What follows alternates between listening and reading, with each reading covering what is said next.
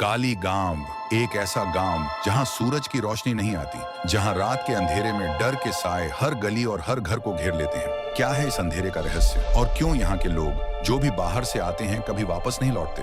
क्या काली गांव के इस खौफनाक अतीत में कुछ छिपा है या फिर यहाँ कुछ और ही है जो किसी के बस में नहीं? आज हम आपको इस गांव की उस कड़ी में ले चलेंगे जहां अतीत और वर्तमान का रहस्य एक साथ जुड़ते हैं और जहां एक युवक अर्जुन की तलाश उसे एक खतरनाक सच से रूबरू करवा देती है। क्या अर्जुन इस रहस्य को सुलझा पाएगा या फिर उसे भी इस गांव के अंधेरे में खो जाना होगा? जानिए काली गांव का रहस्य में। काली गांव एक ऐसा नाम जो सुनते ही मस्तिष्क में डर, गहरी खामोशी और एक अनजानी शक्ति का एहसास होता है। यह गांव हमेशा से ही काली रातों और गहरे अंधेरे के लिए प्रसिद्ध रहा है। इस गांव के बारे में कई कहानियां प्रचलित हैं, लेकिन कोई भी नहीं जानता कि इसका वास्तविक इतिहास क्या था। काली गांव का नाम कैसे पड़ा? कहा जाता है कि बहुत पहले काली गांव हुआ करता था, लेकिन वह कभी भी अंधेरे से मुक्त नहीं रहा। काली गांव का नाम तब पड़ा जब यहाँ के निवासी ने काली माँ की पूजा करना शुरू किया था। एक समय था जब यह गांव एक समृद्ध, खुशहाल जगह थी, लेकिन एक रात गांव में एक खतरनाक काली शक्ति ने जन्म लिया। पुरानी लोक कथाओं के अनुसार एक तांत्रिक साधु जो बहुत शक्तिशाली था, इस गांव को अपनी साधना के केंद्र के रूप में चुना था। उसने काली देवी के नाम पर एक बड़ी तांत्रिक पूजा की थी, जिससे काली शक्ति को अपने वश में किया। ये साधना बहुत खतरनाक थी, लेकिन उसने इसे इसलिए शुरू किया क्योंकि वह जानता था कि काली देवी को नाराज कर दिया गया तो वह पूरे गांव को अपनी चपेट में ले लेगी। और हुआ भी यही। साधु ने बिना सोचे समझे काली देवी की शांति को भंग किया और गांव पर श्राप आ गया। कहा जाता है कि उस रात के बाद से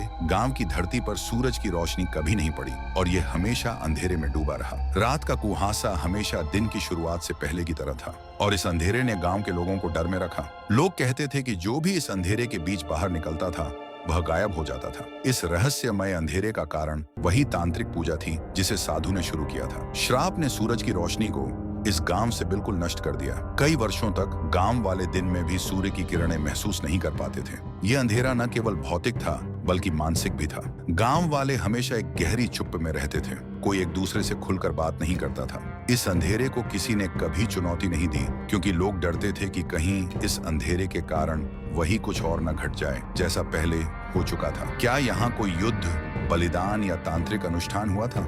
हाँ, बिल्कुल।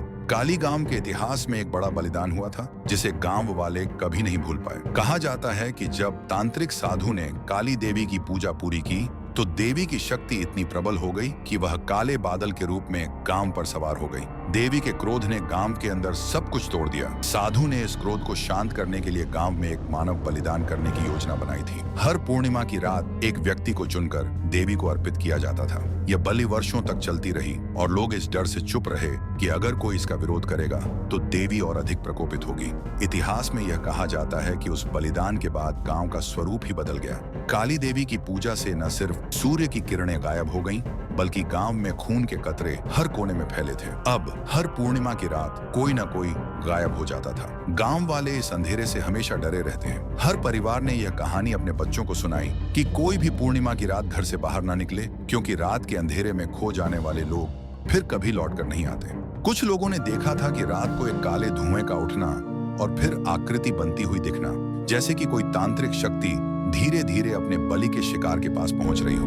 कई रातों तक गांव वालों ने काले राक्षसी स्वर सुने थे जो उनसे कुछ कहते थे, लेकिन उस आवाज में हमेशा सुनने वाले की आत्मा को डरा देने वाली गूंज थी। कुछ और लोग बताते हैं कि गांव में एक पुराने मंदिर की घेराबंदी के पास उन्होंने रोशनी की तेज लकीरें देखी थीं जो अचानक से गायब हो गईं। कई गांव वाले इसे देवी का संकेत मानते हैं, लेकिन वे कभी भी पूरी तरह से जान नहीं पाए कि वह रोशनी क्यों और कहां से आई थी। यह अंधेरा अब एक चमत्कारी और खतरनाक जादू बन चुका था। लोग हर दिन इसी डर में जीते थे कि कहीं अंधेरे में फिर कोई गायब ना हो जाए या कहीं देवी का क्रोध फिर से ना आ जाए। अब इस रहस्य को सुलझाने के लिए अर्जुन आता है, जो इस अंधेरे गांव में एक नई सच्चाई की खोज में है। लेकिन क्या वह इस अंधेरे से उबर पाएगा? अर्जुन एक जिज्ञासु और साहसी पत्रकार है। उसने पहले कभी भी अंधेरे गांवों या रहस्यमय घटनाओं के बारे में नहीं सुना था, लेकिन एक दिन उसे एक पुरानी पत्रिका में काली गांव के बारे में एक रहस्यमय रिपोर्ट मिली। उस रिपोर्ट में यह लिखा था कि काली गांव में लोग गायब हो जाते हैं और गांव पर हमेशा अंधेरा छाया रहता है। अर्जुन को यह बात इतनी विचित्र लगी कि उसने फैसला किया कि वह इस गांव के रहस्यों को खुद उजागर करेगा। वह समझता था कि एक पत्रकार होने के नाते उसका काम केवल सच का पता लगाना है, लेकिन इस यात्रा ने उसे अपनी आत्मिक खोज पर भी विचार करने को मजबूर कर दिया। अर्जुन का अतीत कुछ खौफनाक घटनाओं से भरा हुआ है। वह एक बड़े शहर में पला बढ़ा था, लेकिन उसके बचपन में उसकी मां का निधन हो गया था। उस हादसे ने अर्जुन को भीतर से बहुत प्रभावित किया। अर्जुन का मानना था कि वह अपनी मां की आत्मा को शांति दिलाना चाहता है और यही उसे जीवन के रहस्यों में खींचता है। वह हमेशा मृत्यु और आत्माओं के बीच के संबंध को समझने की कोशिश करता है। अर्जुन को यह विश्वास था कि हर रहस्य के पीछे कोई विज्ञान या तर्क छिपा होता है। काली गांव में हो रही अजीब घटनाओं ने उसे और ज्यादा आकर्षित किया। उसे विश्वास था कि अगर वह इस रहस्य को सुलझा पाएगा तो वह अपने भीतर के डर को भी काबू कर सकेगा और शायद अपनी मां के लिए शांति पा सकेगा। उसका सबसे बड़ा उद्देश्य था सच का पता लगाना और हर भय का सामना करना। दादी रमा, एक बूढ़ी औरत। दादी रमा ने अपनी जवानी में काली गांव के उन खौफनाक दिनों को देखा था जब बलिदान की रस्में शुरू हुई थी। वह उस समय केवल एक छोटी बच्ची थी, लेकिन उस दिन की घटनाएं उसकी यादों में हमेशा के लिए दर्ज हो गईं। उसने देखा था कि कैसे गांव के बुजुर्गों ने उस तांत्रिक साधु के सामने बलि देने के लिए निर्दोष लोगों का चयन किया। एक रात जब दादी रमा 10 साल की थी, वह मंदिर में एक रहस्यमयी सफेद आकृति को देखने गई थी, जो कुछ देर बाद गायब हो गई। वह समझ गई थी कि उस आकृति के पीछे कोई शक्ति थी और तब से उसने कभी भी काली गांव में रुककर शांति से जीवन जीने का नहीं सोचा। दादी रमा का एक बेटा था जो काली गांव से बाहर नौकरी करने गया था। कुछ महीनों बाद वह अचानक गायब हो गया और आज तक उसका पता नहीं चला। लोग कहते हैं कि वह भी उन बलि के शिकारों में से एक था। दादी रमा का दिल अंदर ही अंदर टूट चुका था, लेकिन उसने कभी किसी को यह नहीं बताया। अब अर्जुन को देखकर उसे उम्मीद है कि शायद इस बार कुछ सच्चाई सामने आए। पंडित सोमेश, जो गांव का पुजारी है, बाहर से बहुत शांत और पवित्र दिखता है, लेकिन उसका अतीत कहीं गहरा और काला है। जब वह जवान था तो उसने और कुछ साथियों ने काली देवी के नाम पर कई तांत्रिक अनुष्ठान किए थे, जिसमें बलि देना शामिल था। वह उन घटनाओं को अपनी गलती मानता है, लेकिन उसका मन अभी भी काली देवी की पूजा की अंधी परंपरा से जुड़ा हुआ है।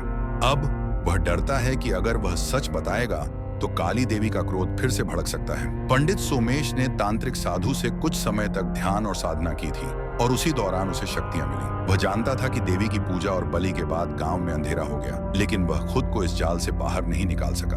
अब वह अर्जुन से डरता है कि कहीं वह उन अंधेरे रहस्यों को सामने न ला दे, क्योंकि उसे विश्वास है कि एक बार सच बाहर आ गया तो गांव में फिर से कुछ भयानक होगा। अनामिका एक सुंदर, रहस्यमयी और दिल को छू लेने वाली महिला है जो अर्जुन को बार बार सपनों में दिखती है। वह कभी भी साफ साफ नहीं दिखती और अर्जुन को कभी कभी यह एहसास होता है कि वह एक आत्मा हो सकती है। अनामिका का अतीत बहुत दर्दनाक है। वह किसी समय काली गांव में रहती थी और उसके परिवार ने एक बलि चढ़ाई थी। अनामिका अपने परिवार के साथ बहुत खुश थी, लेकिन उसके परिवार की बलि देने से पहले उसे इस गांव के खतरनाक तांत्रिक कृत्यों के बारे में कुछ भी नहीं पता था। अनामिका की आत्मा अब तक बुरी तरह तड़प रही है, क्योंकि उसे बलि चढ़ाए जाने के बाद नहीं शांति मिली।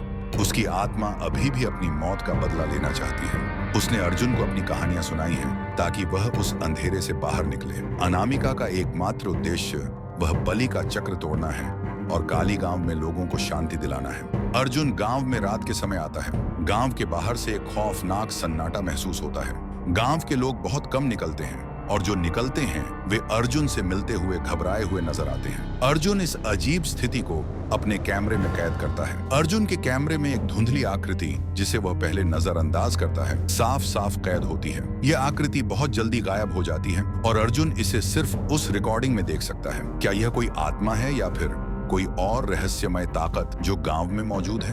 अर्जुन को लगने लगता है कि वह यहाँ आने से पहले जिस रहस्य का पता लगाने आया था वह अब उसके सामने आ चुका है। अब वह इसे हर हाल में सुलझाना चाहता है, लेकिन उसे यह सवाल परेशान करता है, यह धुंधली आकृति क्या है? रात का समय आता है और अर्जुन अपने कमरे में सोने जाता है। अचानक वह दादी रमा की चीख सुनता है, जो अपने घर में अकेली रहती है। अर्जुन उसे खोजने जाता है और पाता है कि दादी रमा डर के मारे बेहोश हो चुकी है। वह पूरी रात घबराहट में सो नहीं पाती।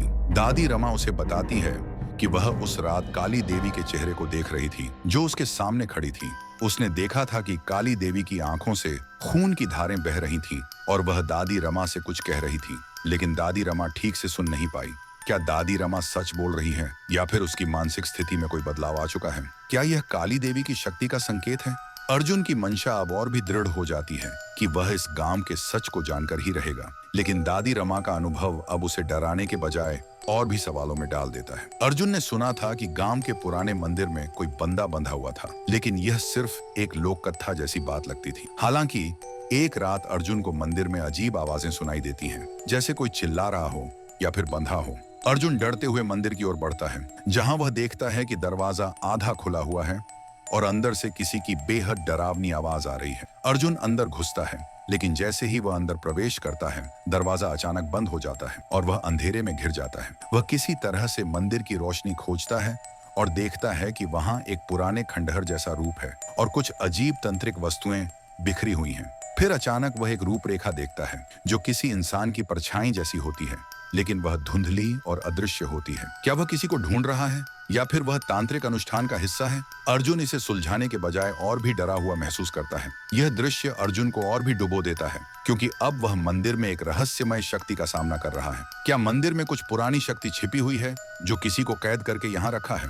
अर्जुन का मन अब पूरी तरह से उलझ चुका है। वह दिन रात इस गांव के रहस्यों की तह तक जाने की कोशिश करता है। एक दिन जब वह गांव के पुराने पुस्तकालय में जाता है, तो उसे काली गांव का इतिहास और तांत्रिक पूजा के बारे में एक पुरानी किताब मिलती है, जिसमें साफ साफ लिखा था कि गांव में बलि देने की प्रक्रिया कैसे शुरू हुई और कैसे यह तंत्र शक्ति बढ़ी। तभी वह पाता है कि इस गांव के कई पुराने रिकॉर्ड्स गायब हैं और जो भी जीवित हैं वे किसी न किसी रूप में उस तंत्र से जुड़े हुए हैं। क्या अर्जुन इस रहस्य का सही पता लगा पाएगा या फिर उसे भी बलि का शिकार बना दिया जाएगा? अर्जुन का पीछा अब शक और डर के अलावा एक ध्रुवीय उद्देश्य बना चुका है। वह केवल एक सवाल के जवाब की तलाश में है। क्या गांव में होने वाली घटनाओं के पीछे सच में कोई तंत्र या बलि की परंपरा है? पंडित सोमेश की भूमिका गांव में एक धार्मिक मार्गदर्शक के रूप में होती है, लेकिन अर्जुन को जल्द ही महसूस होता है कि पंडित कुछ छुपा रहा है। वह हमेशा अर्जुन से कुछ बातें टालता है और उसे गांव के अतीत के बारे में कम ही जानकारी देता है। अर्जुन एक दिन पंडित सोमेश के पुराने तांत्रिक ग्रंथ को खोजता है और पता चलता है कि पंडित खुद कभी काली देवी के तंत्र में शामिल था। दरअसल पंडित ने गांव के पुराने पुजारी से शपथ ली थी कि वह गांव को तंत्र शक्ति से नियंत्रित करेगा। पंडित सोमेश एक सचमुच तांत्रिक है जो अर्जुन को इस भूतिया गांव में बलि के लिए तैयार करने की योजना बना रहा था। अनामिका, जो पहले एक मिलनसार और मददगार महिला के रूप में अर्जुन से मिलती है, एक दिन अचानक गायब हो जाती है। अर्जुन को लगता है कि वह भी इस रहस्य का हिस्सा हो सकती है और वह उसकी खोज में निकलता है, लेकिन उसे समझ में नहीं आता कि वह अचानक कहां गायब हो गई। अर्जुन जब अनामिका के गायब होने के बाद के ट्रैक को खंगालता है तो उसे पता चलता है कि अनामिका कभी मरी ही नहीं थी। वह एक जिंदा आत्मा है जो गांव में गायब होने के बाद खुद को एक शक्तिशाली तंत्रिक देवी के रूप में व्यक्त करती है। अनामिका दरअसल गांव की बलि तंत्र की सबसे अहम कड़ी है। वह पंडित सोमेश के साथ मिलकर अर्जुन को फंसाने के लिए योजनाएं बना रही थी। अब अर्जुन को यह साफ साफ समझ में आता है कि वह खुद को इस गांव के रहस्य से बाहर नहीं निकाल सकता। वह पंडित सोमेश और अनामिका के साथ एक अंतिम संघर्ष में प्रवेश करता है, लेकिन वह पूरी तरह से महसूस करता है कि वह अब इस रहस्य का एक हिस्सा बन चुका है। कहानी के आखिरी मोड़ में पंडित सोमेश और अनामिका उसे पूरी तरह से घेर लेते हैं। यह खुलासा होता है कि अर्जुन खुद ही असली बलि है। वह गांव में इस रहस्य को सुलझाने आया था, लेकिन असल में वह इस जाल में फंस चुका था। वह काली देवी की बलि बनने के लिए लाया गया था और उसकी आत्मा अब इस तंत्र की शक्ति को बढ़ाने का हिस्सा बनने वाली थी। कहानी के माध्यम से एक गहरा संदेश दिया जा सकता है कि कुछ रहस्य ऐसे होते हैं जिनके साथ छेड़छाड़ करने से सिर्फ नुकसान ही होता है। अर्जुन, जो इस गांव में सच्चाई की तलाश में आता है, वह अपनी जिज्ञासा और आत्मविश्वास के चलते रहस्यों से जुड़ी खतरनाक चीजों को छेड़ता है। जैसे ही वह इस अंधेरे और खौफनाक रहस्य को खोदने की कोशिश करता है, वह खुद उसके जाल में फंस जाता है। यह संदेश यह दर्शाता है कि कभी-कभी किसी शक्तिशाली और अदृश्य चीज को समझने की कोशिश नहीं करनी चाहिए, क्योंकि यह न केवल हमारे लिए खतरनाक हो सकता है, बल्कि हमारे आसपास के लोगों के लिए भी। अर्जुन का यह सफर यह दिखाता है कि कुछ रहस्यों के लिए एक निश्चित सीमा होती है और उनसे दूरी बनाए रखना ही बेहतर होता है। कहानी में एक और गहरी शिक्षा यह है कि कर्मों का फल हर युग में मिलता है। पंडित सोमेश और अनामिका जैसे पात्रों की कहानी को देखें तो हम पाते हैं कि उनका भूतकाल उनके कृत्यों का परिणाम बनकर सामने आता है। पंडित सोमेश का तंत्रिक और गलत कर्मों का फल यह है कि वह खुद भी एक काली शक्ति का हिस्सा बन जाता है, और अनामिका का अतीत और उसका खून हर कदम पर उसे अपनी जगह वापस लाने के लिए मजबूर करता है। अर्जुन भी, जो गांव में पहले एक साधारण इंसान के रूप में आता है, उसके कर्मों और निर्णयों का असर उसके जीवन पर पड़ता है। आखिरकार अर्जुन भी उन्हीं कर्मों के जाल में फंस जाता है जिनसे बचने की कोशिश कर रहा था। कहानी यह संदेश देती है कि कर्मों का परिणाम, चाहे वह सकारात्मक हो या नकारात्मक, हर वक्त हमें मिलता है और हमारे अतीत के फैसले भविष्य को प्रभावित करते हैं। कहानी का एक और दर्शन ये हो सकता है कि अंधेरे से भागना कभी हल नहीं होता, बल्कि उसे सामना करना जरूरी होता है। अर्जुन का संघर्ष यही दर्शाता है कि वह एक ऐसी जगह पर आ गया था जहां उसे अंधेरे के सामने खड़ा होना पड़ा, लेकिन जब उसने डर को अपने भीतर स्वीकार किया और उसे समझा तो वह उस अंधेरे को पार कर सका। यह संदेश यह भी सिखाता है कि डर को पाले रखना और उससे भागने की कोशिश करना हमेशा हमें और अधिक स्ट्रेस और कठिनाई में डालता है, जबकि उसे समझकर और स्वीकार कर हम सही रास्ता पा सकते हैं। अर्जुन का सफर यह भी दर्शाता है कि हमें अपनी असल पहचान और उद्देश्य को समझना चाहिए। शुरुआत में वह केवल गांव का रहस्य जानने के लिए आता है, लेकिन जैसे जैसे वह गहरे में जाता है वह अपनी आत्मा और अस्तित्व से जुड़ी बातों को समझने लगता है। उसका यह सफर एक आध्यात्मिक यात्रा में बदल जाता है। यह संदेश यह देता है कि हर इंसान को अपनी आत्मा और जीवन के वास्तविक उद्देश्य की तलाश करनी चाहिए। अर्जुन की कहानी यह दिखाती है कि बाहर की दुनिया से ज्यादा अहम हमारे अंदर की दुनिया है और अपने आप को समझना सबसे बड़ी खोज है। आज की कहानी ने हमें यह सिखाया कि हमारी जिज्ञासा और साहस हमें अंधेरे से बाहर निकलने की राह दिखा सकते हैं, लेकिन याद रखिए, कुछ रहस्यों को जानने का नतीजा हमेशा हमें तैयार रहकर ही भुगतना पड़ता है। कालीगाम की यह कहानी सिर्फ एक डरावनी घटना नहीं थी, बल्कि हमें यह भी बताती है कि हमारे कर्म और हमारी आत्मा का सामना कभी भी हो सकता है। हमारी चुनौतियां और मुश्किलें हमें आगे बढ़ने की प्रेरणा देती हैं, लेकिन हमें कभी यह नहीं भूलना चाहिए कि सच्चाई के रास्ते में कीमत चुकानी पड़ती है। तो क्या आपने भी अपनी जिंदगी के रहस्यों को जानने की कीमत चुकाई है? क्या आपने कभी अपने डर का सामना किया है? अगर हाँ, तो यह वीडियो आपके लिए एक प्रेरणा हो सकती है। अगर आपको हमारी यह कहानी पसंद आई हो तो इसे लाइक, शेयर और सब्सक्राइब करना ना भूलें, क्योंकि हम और भी ऐसी सस्पेंस और प्रेरणादायक कहानियां लेकर आएंगे जो आपके दिल को छू जाएंगी। आपका साहस ही आपका सबसे बड़ा साथी है, और याद रखें, हर अंधेरे के बाद एक नया उजाला जरूर आता है।